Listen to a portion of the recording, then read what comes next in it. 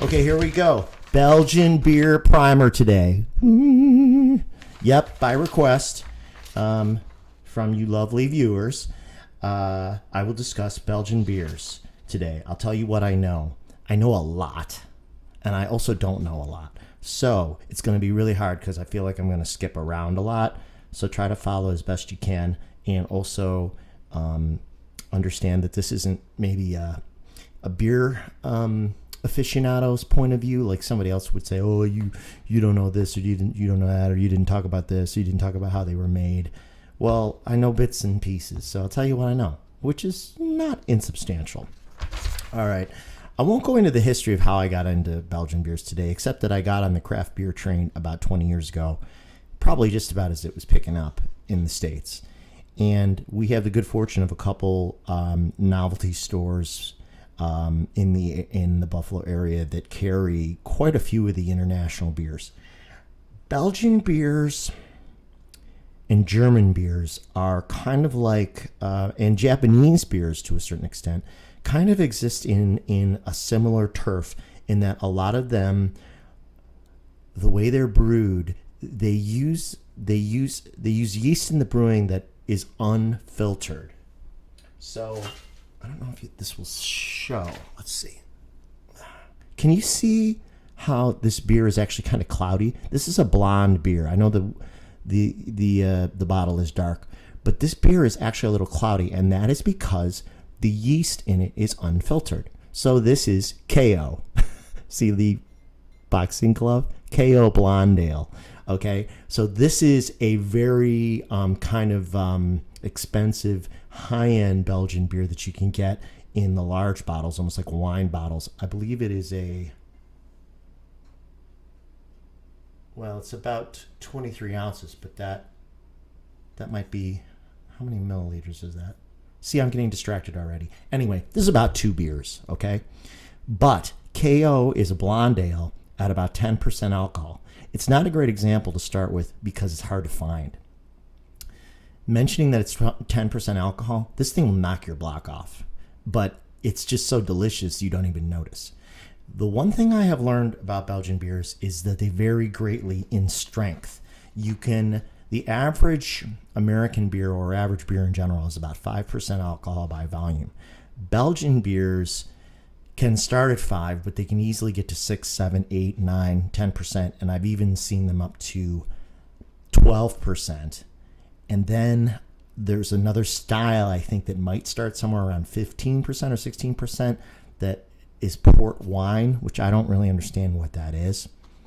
And some of the Belgian beers have a wine-like consistency and some don't.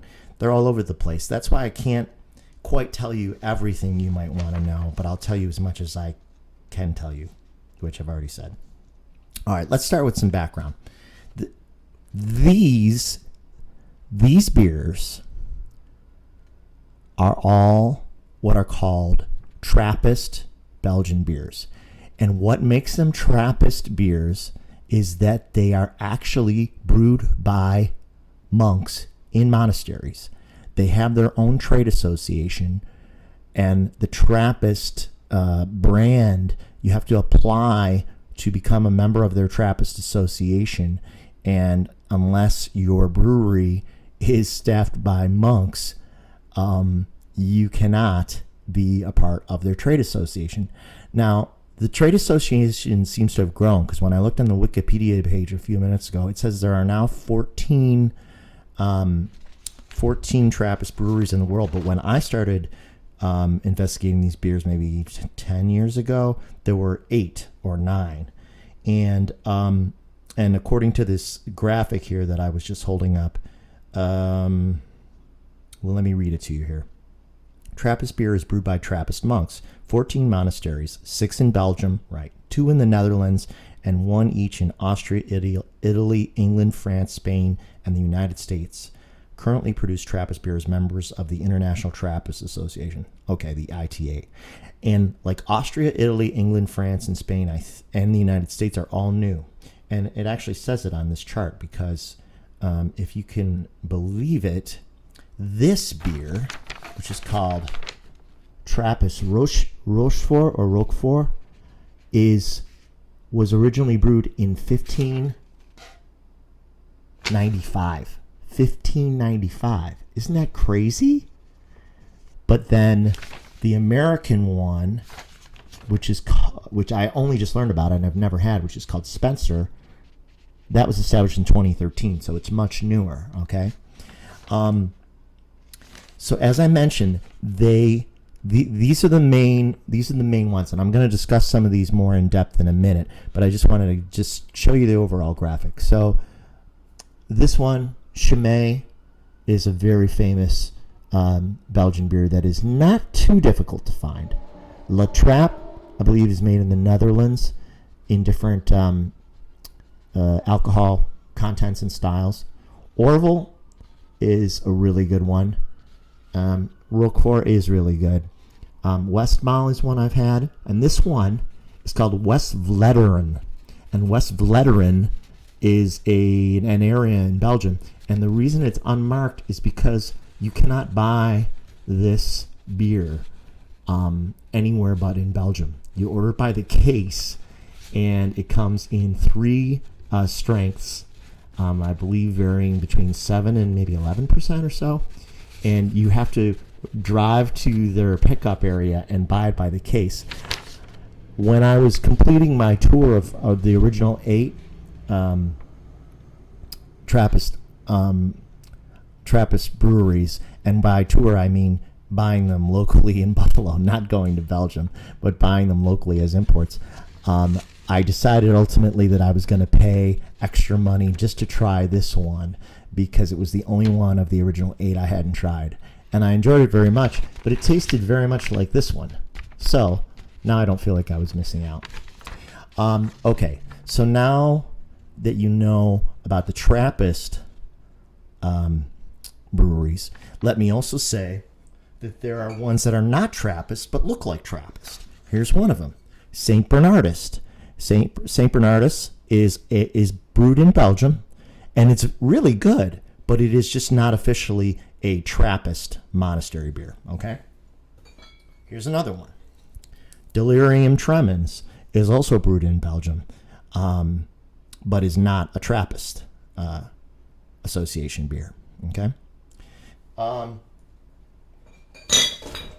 Roquefort is the one I mentioned before. This is a Trappist association beer. Okay. And I also mentioned Chamele. Chamele is a Trappist association beer. And I also mentioned Orval. Orval is also a Trappist association beer. Okay. I'm going to explain the differences in the styles in a minute. Lechoof, I believe, is also brewed in Belgium. Not a Trappist, but very good. Oh, and here's a different style from St. Bernardus Brewery. Okay. Now, as I have come to understand it, oh shoot, I dropped my close up of my nose. As I've come to understand it, there are some main styles that most of the breweries make. Okay. You've got one style, usually the lowest alcohol style, and the one that most people can tolerate the best if they've never had a Belgian beer before, is a simple, what they call, what does it say down here? Yeah, they call this a Wit beer, or Blanche, meaning white. And you can see that it's kind of got a white yellow haze to it.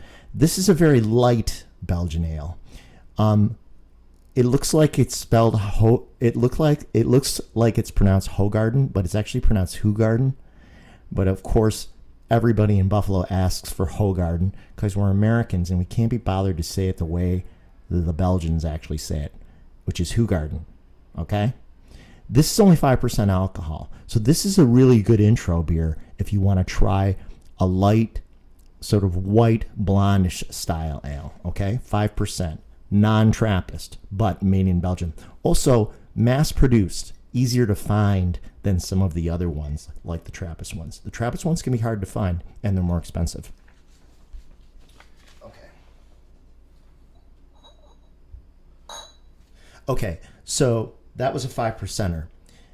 So that would be just like basement level. And if you couldn't find Hoegaarden, the one I just held up, you might be able to find something similar by the Omagong Brewery, which is an American brewery in Cooperstown, New York. Omagong makes a number of varieties of Belgian-style beers, and some of them are light and some of them are dark. And you can really tell just by looking at the bottles. There are 5 bottles here. The ones in this picture are Vit, which, like this one, is a white ale. So Omagong Vit with a W. The second one in the picture is called Hennepin. And Hennepin, I think, is around 6.5%. They call this a Saison, which is like almost like fall style because it's a little spicier. So if you see Saisons, they might be a little darker than a Vit beer. They might be more like sort of brown blonde, but they're still not heavy. Rare Voss. Now that's more of a brown style Belgian ale, or what they call a double. Let's see, what's this one? Shoot, I don't think I can read that one. Oh, the Abbey Ale is another one. Can't remember what the percentage is on that. I think that's another brown one.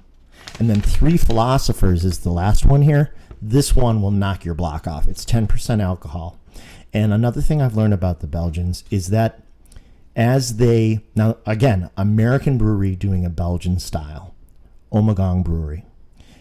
As the alcohol content increases, so does the amount of sugar. There is some correlation in the brewing process between alcohol content and sugar. They rise together. So these just get sweeter and sweeter until you go up to the top. And ironically, that's why when I used to drink a lot of these 10%ers, I kind of burn out on them after a while because they're so sweet.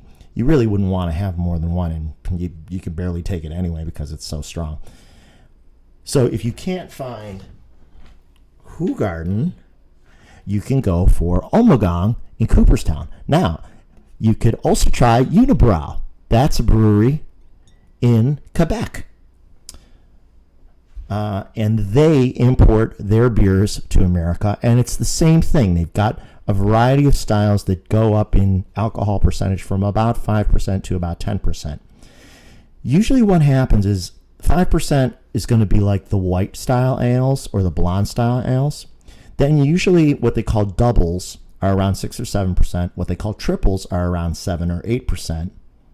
And what they call quads, like Three Philosophers, are usually around 10%. So it's kind of like a tiered system of about 4 levels for most breweries. Okay, that's not every brewery. Every brewery has their own innovations or whatever, but that's kind of a basic rule of thumb. So with Unibrow, I can't read these because these are too small. Okay, Maudit is one of their brewers, which I believe means the damned. The Fin du Monde is French for the end of the world. They have a Blanche, so that's their Vit beer. Can't read what that one is. But again, you can look like into the bottle and tell which ones are blondes and which ones are darks. And usually, okay, the 5% are usually the white and blonde ales. The doubles are usually a light dark ale. Then the triples are usually a blonde style ale, like Orville is like a triple style. This is kind of like, you can't see in the bottle because it's very dark, but it pours light golden. And I believe, okay, this one is 7%. So it's in the range of a triple. It's got orange overtones, okay? So it's really good. But this, of course, is a Trappist. These are going to run you maybe $5 or $6 a bottle for a 12-ounce bottle. They're expensive. So again, Unibrow and Omagong are cheaper too, though they're not super cheap. Lechoof is another triple. So this is a blonde style. This is 8% alcohol, all right? However,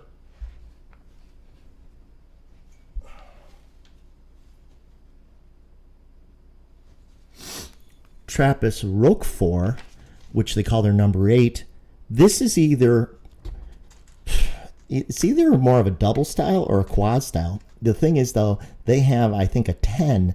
This is 9% alcohol. The 10 goes to 11% alcohol. The numbers don't correlate to the alcohol percentage, except that usually they go up in number, and so does the alcohol percentage. But they usually just number them simply to differentiate them. That's about the only reason they have numbers on them. I know. See how confusing it gets? How quickly? St. Bernardus' Patter 6 uses the numbering system again. Oops, dropping stuff. Because when you compare it to their ABT 12, see, this beer is about 10% alcohol. This beer is about 6 or 7% alcohol. This is a double style, like a dark ale, light dark ale, and this is a very dark ale at around 10 or 11%. Higher alcohol content, more sugar. So these are probably about 300 calories a bottle. This is probably about 210 to 240 calories a bottle. So you got to watch out. The more alcohol, the more calories too. This Delirium Tremens is more of a triple style, like a blondish ale. 8.5%. Then they make a dark version of this called Delirium Nocturnum, I believe it's called. And it's around the same alcohol percentage, but it's just a darker version of the same beer. Okay. Let's see. Now, this is the one I held up at the beginning is an exception because it's really a triple style because it's a blonde ale, but it's in the 10% range. So that makes it maybe like a strong blonde ale. They might call it that. The classification isn't really important. I mean, the beer snobs care about that. I don't really. It's just to help you not get blitzed too fast. You gotta ask what the percentage of the alcohol you're drinking is so that you know how many you can have if you even want to have more than one of them. I usually switch out. If I have one of these at the beginning of the evening, I'm gonna have something light after it because otherwise I'm gonna be in outer space. Now, sometimes you want to be in outer space, so you could just drink this whole bottle. Drinking this bottle would be about the equivalent of drinking 4 regular beers, even though it's about 24 ounces of liquid. So don't do that unless you want to. Okay. Going back to Chamele, a Trappist brewery, this is a double style, light dark ale. I believe this is 7%. Yep. Then there's one above this that has a white label, and that represents their triple. Now that's a blonde style at about 8%. Then the blue label is their strongest beer. It's at 9%, so it's a dark brown ale. Again, more sweetness with more alcohol. How am I doing so far? This is really hard. I'm trying to go fast because I don't want this to be too long. Okay.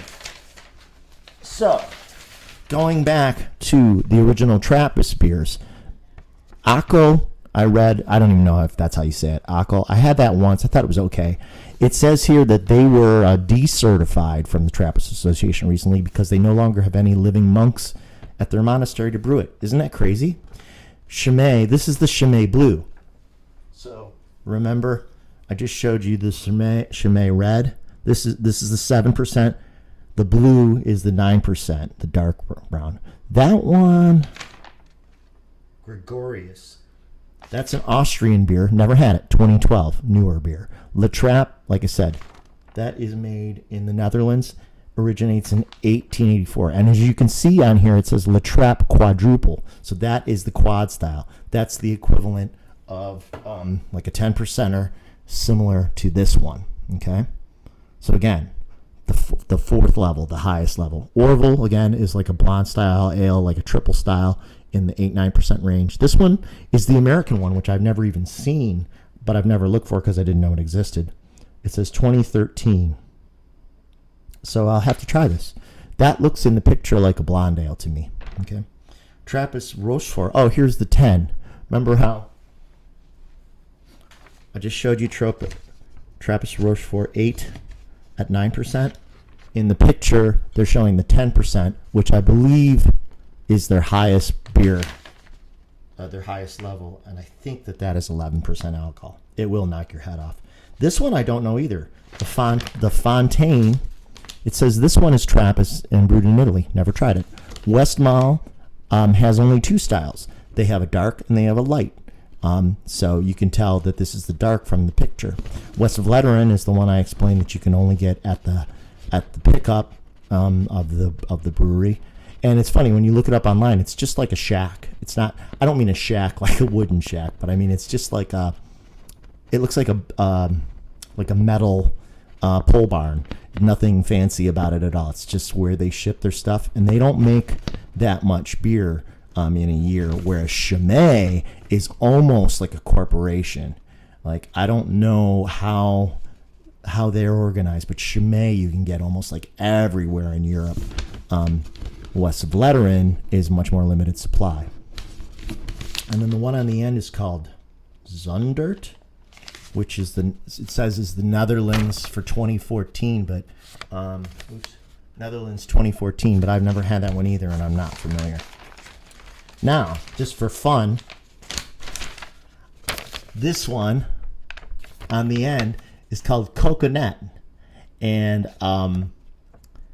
when we had a Belgian themed bar here in Buffalo called the Blue Monk, they would get some of the really deep cut beers, the really hard to get beers. And Coconut has a female pig on the front waving her panties in the air, running on the street. And my description of this beer when I had it, which is maybe 3 times in my life, they didn't get it in very often, and I've not seen it even at the craft stores. Bubblegum and basement. It tastes like bubblegum and basement. It's dark. I believe it's about 10% or 11%. Really strong. Very particular flavor. You got to be in the mood for this. It's a cold climate beer. That's another thing.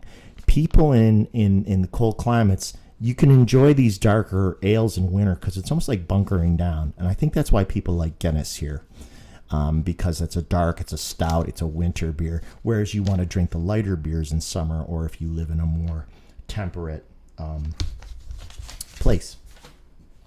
Okay, now jumping back for a minute, if you'll recall, Hoegaarden is simple 5% Belgian white ale style.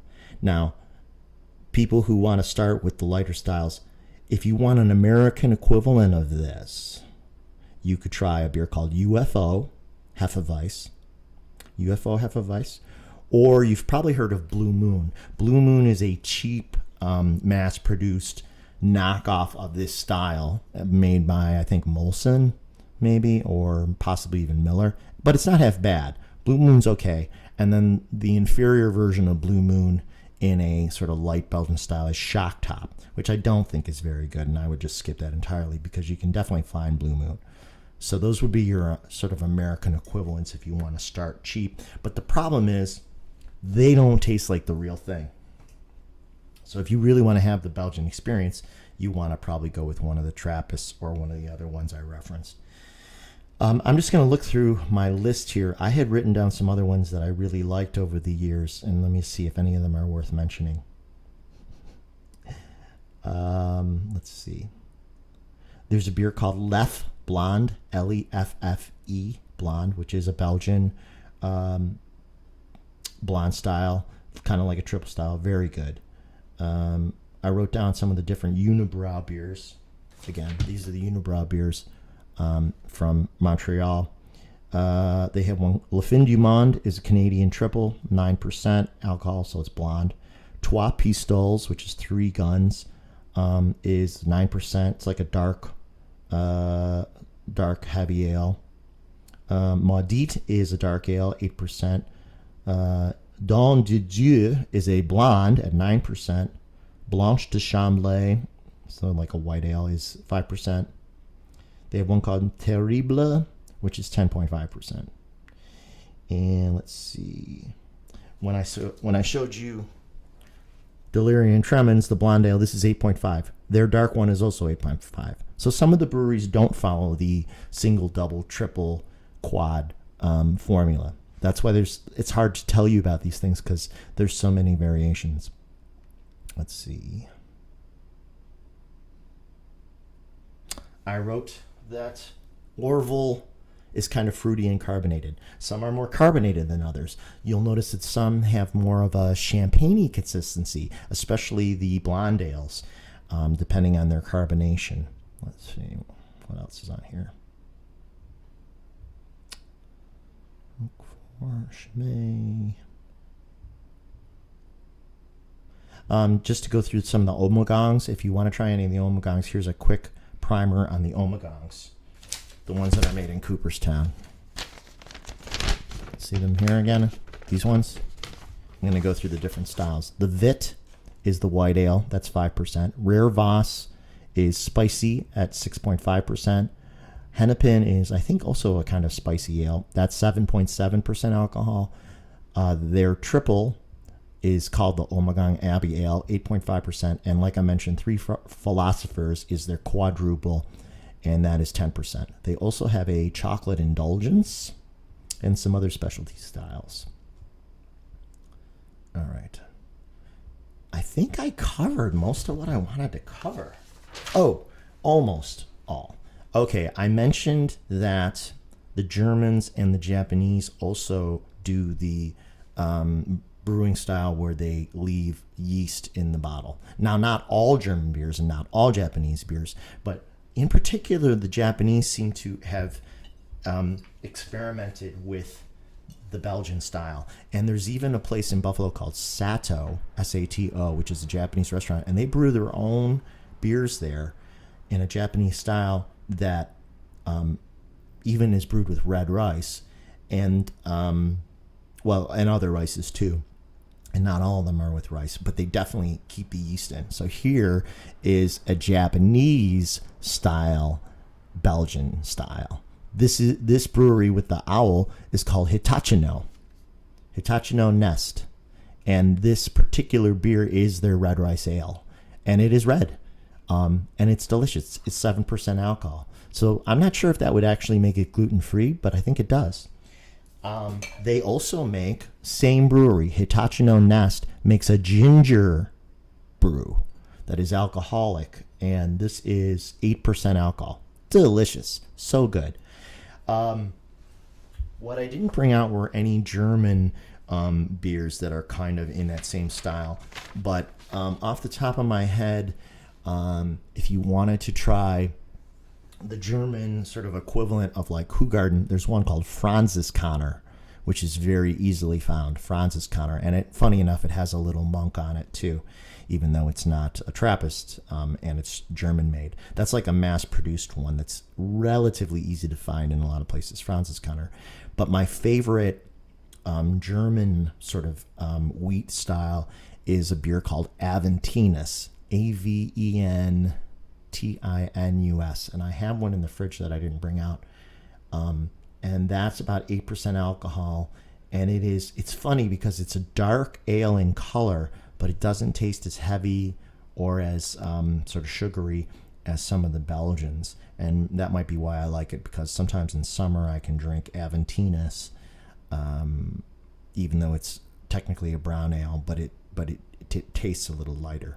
So that's a German style that I like. And then there's like Schneiderweiss, which is the same brewery that makes Aventinus. They have a sort of standard, white ale. And then there are other German white ales that I could tell you about maybe another time. So, believe it or not, I think I made it through everything I prepared. I feel like I was rushing the whole time, and that maybe it was a little repetitive, and I hope it was helpful. And yeah, that's all I got for now. So you wanted it, you got it for you guys, and let me know what you end up trying if you try anything. Let me know what you find. Okay, take care. Later, Gators.